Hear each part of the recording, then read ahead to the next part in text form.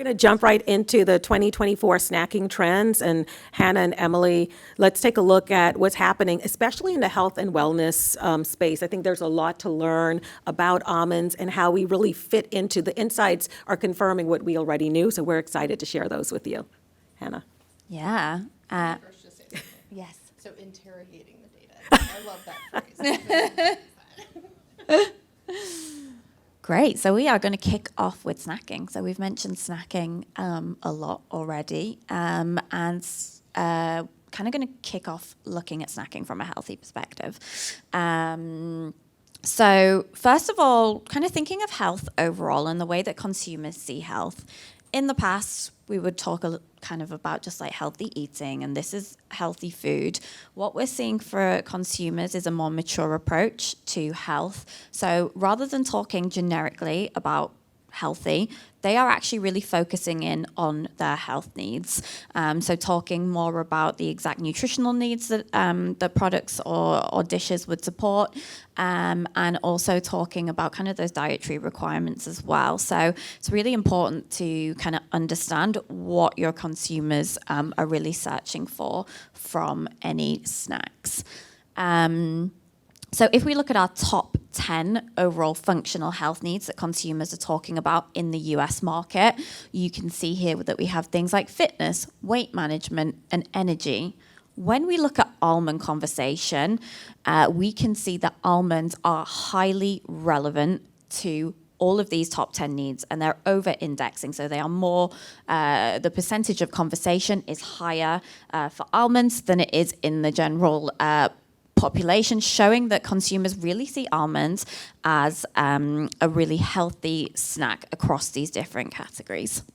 I want to talk a little bit about weight management. Weight management is a really highly personal conversation and a need for consumers, and people talk about it in lots of different ways. Some people talk about it from a weight management perspective, staying at a healthy weight. Some people are interested in weight loss. That never goes away. It changes a lot. And I think over the past kind of 2 decades, we've seen a huge shift in that.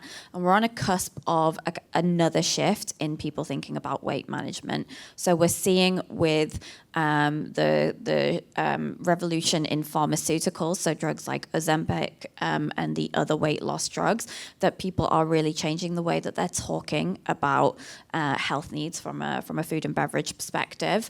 A lot of people are still interested in using food as a healthy weight management technique. And when you look at almond conversation on weight management, 70% of that conversation mentions healthy weight loss. And I brought some examples to show you kind of what that looks like in terms of our different data sources. So if we look at our social media, we're seeing people sharing all of these interesting creations and talking about almonds as supporting healthy weight loss. In the kitchen, we have some great recipes. You can see here that we have things like smoothies and so on. And then on the menu, so restaurants, cafes, and other food services are really using almonds and talking about that weight management piece as well. A really interesting thing that we pulled out of our data is that consumers are really looking to support healthy eating throughout a 24-hour period. I am sure that when we all think about like nighttime and late night snacking, we all think about when we come home from a bar or a pub and we've been out with our friends and we've had a few too many drinks and we open the cupboard and we eat like whatever's in front of us, or we like order a pizza or something. Consumers are really moving towards supporting those health needs kind of 24 hours and maybe making those healthy choices in the past where they would have made less healthy choices. So we can have a look and see that nighttime snacking is continuing to grow, and consumers are really looking for a healthy option there. And some of the motivations for late night snacking that we're seeing are things like satisfying, energy, protein, and indulgent. So really looking for like those delicious, indulgent experiences, but that support their health needs. Here's some, question. Consumers are talking about something. Mm-hmm. Are you scraping social media to determine that, or how are you determining what they're talking about? Exactly. So we're scraping social media. It's a really rich place to understand the why behind the what that they're doing, because people share all the time why they're choosing something. They'll share why they're eating something. They'll share the experience they're having while they're eating something. So here's some examples of those social posts and some recipe data as well. So people sharing these like late night snacks that they've made, which are, you can see they're like covered in chocolate and things. So they're indulgent, but they're also healthy. And these are all using almonds. So things like cookie dough bites, insomnia fighting smoothie, and a chocolate date bar as well. So I wanted to pass over to Emily to kind of talk a little bit about how almonds can support those health and fitness needs. Yeah, I don't Well, think let me just interject before we get there. If you could go a slide back. I think it's interesting, several things. Number one, this whole late night snacking up 29% year over year. Actually, upstairs, one of the samples that they're giving out is like a late night pizza. I don't know if you saw that up there. So you can take a late night pizza snack. It's like a chip snack. I haven't tried it yet, but I think it just really coincides with the data that we actually have from Tastewise. And then I just think there's so much going on. It's so interesting about guilt-free and, weight loss associated with almonds. Because if you remember years ago, people thought eating almonds made you fat, like it, and it added to the fat content. And so we had to really dispel that. And in fact, all the research that we show that we have, it just shows that almonds are really good for you, and it's the good fats, and it's satiating, and it provides protein and fiber. So all of this can be incorporated into that lifestyle of healthy eating and in your weight loss journey. So I thought that was interesting. Anyways, Emily, sorry about that. that's good. I'm gonna have to try that. Was it a chip or a pizza? What did you say it was? It's a late night pizza snack. All right. And it's vegan. It's vegan. So Perfect. it just goes back to the trends anyways. All right. This is way more exciting. Well, it is interesting how we make our choices in food, right? Anything to do with the increase on legalization of cannabis, right? The late night snacking. Oh, that is such That's a... a really correlation. interesting. We that's can look at the data later. I've got my laptop. Let's have a look. That's a great point. So, as we think about, food, nutrition, and health and consumers' perspectives there and how they're evolving, almonds are healthy. Consumers generally know that. We know 9 in 10 consumers across the globe will tell you that if you ask them.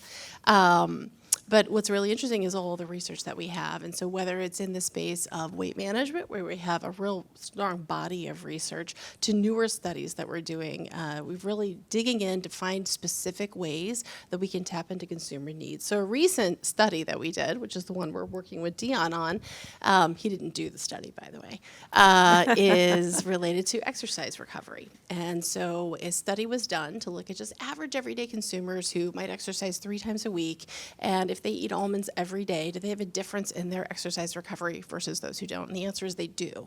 In fact, the researcher was quoted as saying to my team, he thinks almonds might be the perfect exercise food. Like, it's pretty impressive data results, and he's excited to go deeper into them. But we wanted to make sure that news got out there, so we partnered with Deion Sanders, who many of you may know. He is the first-year coach at the University of Colorado. Obviously gets a lot of attention just in his natural social media presence, but certainly with his taking over the coaching there, it's been a big deal, and he's really brought a lot of attention to the study. And so And we've been really Emily, excited. let me interject. Yeah. Did something happen to him today, or was there an announcement made about Deion Sanders today? There was, yes, Cherise. So if you were watching Good Morning America or watching your Sports Illustrated, he was named the Sports Person of the Year.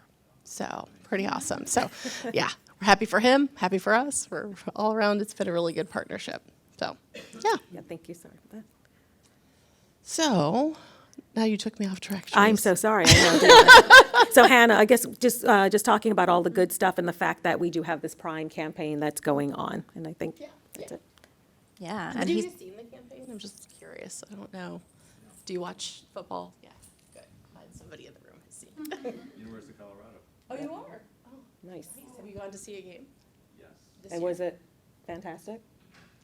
It was okay. Because you guys lost. The performance is not quite there yet, but yeah. Next year, I think it'll be there. I heard the excitement in the stadium is pretty It impressive. is, yes. Well, that was all fitness, and we're going to shift over to another exciting topic, which is food waste, and I know a lot of you guys are hearing so much about it. So let's see the spin that we get from Tastewise with regards to food waste. Yeah, so at Tastewise, we measure over 1,000 different consumer needs and we use our AI to kind of organize those and bring them together so you can get to that data really quickly. When we look at food waste conversation within Almonds, we're seeing a small but growing topic of using food waste more wisely, so 11% up year on year. And one of the trends that we have from our 2024 trends report is around affordability. So we are in an economic decline, and we are seeing that consumers are really conscious of their wallets, of how much they're spending, but they still want these indulgent moments. People still want to have nice food and they still want to eat delicious things. Of course we do. That's kind of what makes us human, right? And so this presents a real opportunity for almond waste and almond byproducts to kind of come in and present that affordable indulgence, reduce those costs and pass them on to consumers. So we are seeing that interest in indulgent food and indulgent experiences is up 41% year on year. That is huge. At the same time, affordability is up 30% year on year. We're seeing inflation take its toll. And this presents a real opportunity because almonds have seen a 37% increase in being mentioned as indulgent. So 20% of almond conversation mentions something around the theme of indulgence. So already in consumers' minds, there's a link between almonds and indulgence. So it presents this opportunity of for almond byproducts to kind of grab onto that thought in consumer minds and really be used more widely in the food industry. And I want to just touch upon something that consumers are doing already. So thinking about almond pulp, so that's seen an almost 10% growth in conversation year on year. And almond pulp is something that is like the byproduct of consumers making their own almond milk.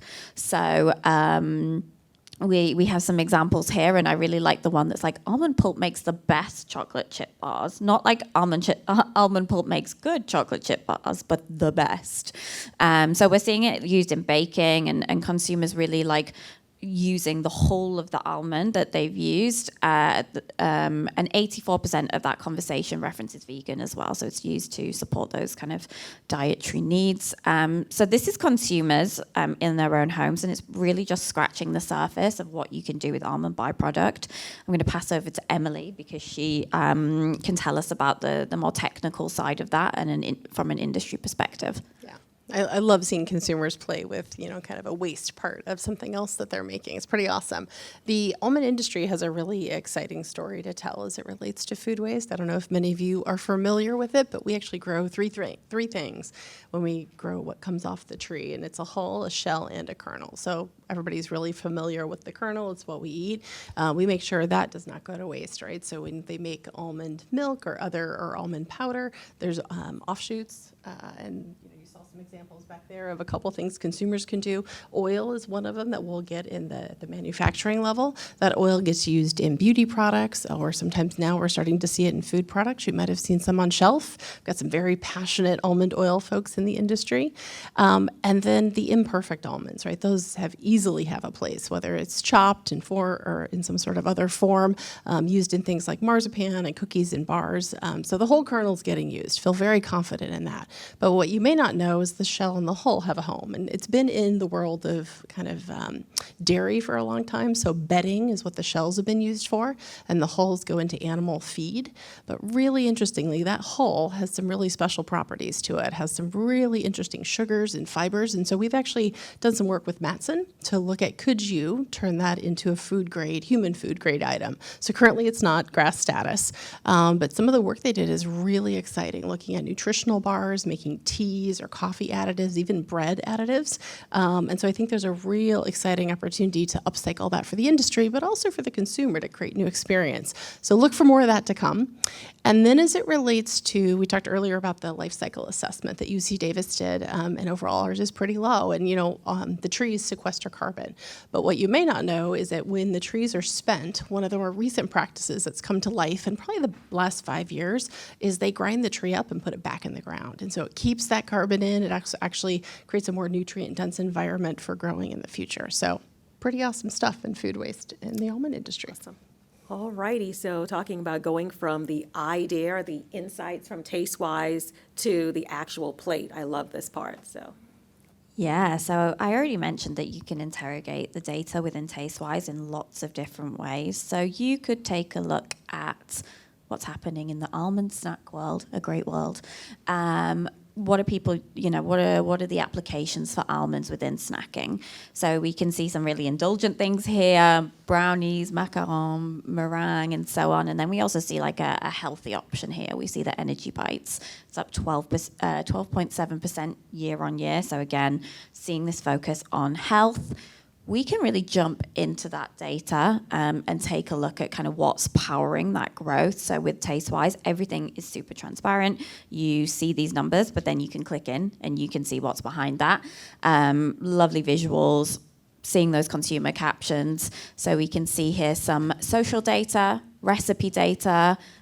We have that no-bake energy bites with over 300,000 saves. So people are really interested in these recipes. And this almond butter chocolate chip energy bite, which is a bestseller from our menu data. We can also interrogate the data in another way. We can look at the snacking category overall, not specifically looking at almonds, but we can look at it through the lens of a consumer need. So for fitness, what are the snacks that are highly associated with fitness? I wanted to put 5 in here, but then I saw that dessert pizza was number 6. So maybe if anyone wants to develop a dessert pizza, please go ahead, because that sounds amazing. But kind of kicking off with protein bar, because that's kind of where we're seeing, there's a 6% social share in terms of snacks and fitness, and that's growing year over year. So it's really highly relevant to fitness. And what we can do using our generative AI suite is take all of that really interesting data that we have on products, on flavors, on cuisines, on consumer needs, feed it into our generative AI suite, and we have asked Concept Creation to generate 10 almond protein bars for us, and I picked the 3 best ones. So you can see here, concepts totally generated by AI. The images are generated by AI, so you have these really nice, maybe not consumer ready, but at least presentation ready images, and they also just give you a really nice feel for what something could look like. And as well as that, you have the justification of why that's being created, so you have the data behind that. So I decided that I wanted to go with pineapple almond protein bar because it sounded delicious, but also because it's our 2024 trends report really supports this, like consumers looking at those exotic, interesting flavors. Where can we go to next? We have decided that we're going to investigate our pineapple almond protein bar, and we can use our generative suite to generate a recipe. So the recipes are based on all of our recipe data that we are gathering, and it will generate a really nice recipe for you, so you can take that to your test kitchen. It will tell you the justifications behind the ingredients that it's chosen. So it will tell you we've chosen this specific ingredient because it's seen growth year on year, or because it meets a certain consumer need. It will also write an AI blog post for you. So who here has opened a Word document and sat at a blank screen and not known where to start? I'm a bit worried about those of you who haven't put your hands up. Maybe we can have a chat afterwards and talk about, about that, because I'd like to know how to do that. But thinking about things like AI-generated content, we like to think of like an 80-20% rule. 80% of the work is done by the AI, and then the 20% is done by you amazing humans who have expertise, who are creative, who know how to make people laugh, because AI is just really not funny yet. But the AI blog post can be written for you, and again, it's giving you the reasons behind the claims that will attract consumers. So protein, fiber, and so on. What is it that consumers need, as well as those experiential needs like a convenient snack. And then my favorite part is our packaging and positioning creators. So we have an image here of some packaging created by our by AI. So you can see it's like really colorful. It has pineapples on it. It's got some strange writing because AI gives you some weird language in there. But, you know, it's a really nice starting place to understand like what a package could look like for you. You can kind of stick your own label on top of it, and just start to really bring it to life for the people that you're going to be presenting this to, and to give you food for thought about where you can next take this. It's also generated a one-liner for us, and I actually really like this one-liner. It's a little bit cheesy, but it's a tropical getaway in a protein-packed bar. Our pineapple almond protein bar is your delicious ticket to paradise. So you'd probably want to take that and make it like a little bit cheesy. I mean, definitely for a UK audience, we're always quite skeptical about things like this, but it's a really great starting point for kind of thinking about what your marketing efforts could look like. Pineapple is an exotic flavor, but consumers are continuously looking for these really unique and adventurous choices. We are seeing that the trend that started with COVID, which was when people couldn't really travel, they wanted to kind of have these experiences in their home, and looking at really exciting flavors like gochujang from Korea. In our 2024 trends report, we've really we looked at frozen desserts actually, and we're seeing this huge growth in Southeast Asian flavors. So Vietnamese and Japanese are already quite well established, but things like Filipino, and they're really over-indexing for experiential claims, adventurous, unique and creative. So it's a really nice place to kind of pass over to Emily to talk to us about how almonds are perceived in global cuisines and cultures. Yes, I think I do have to just make a comment about your the ability for it to write some of the AI content in that blink. I mean, back when I worked in innovation in one of the CPG companies, writing the concepts was the hardest thing. So to be able to use AI tool to do that would be amazing. So anyways, but as it relates to kind of flavors and forms within the space of almonds, you know, almonds have a space in many cultures around the globe, and a lot of Indian cuisine includes almonds. There's an occasion in the morning where a lot of consumers have 2 to 3 almonds in the morning before they go out for their day to increase mental acuity and start their day well. In the Chinese culture, Chinese New Year has a cookie that's traditionally eaten that uses almonds, and in the Mediterranean diet. So there's a lot of examples around the globe where, you know, almonds can kind of come to life as consumers are looking to increase kind of that experiential global cuisine, but yet have an element of familiarity to it. And then in addition, as we think about the way the almond comes to life, almonds are available in 14 forms. That is a pretty unique thing in the world of food within the specialty crop world, so like berries, nuts, things like that. There really is no other item that has that many forms available. So from a food development standpoint, is a really nice place to go. And almonds just are a really nice start, and because the flavor blends with just about anything. So it can vary with spicy, with sweet, and go in so many different types of products. So great opportunities there as it relates to almonds.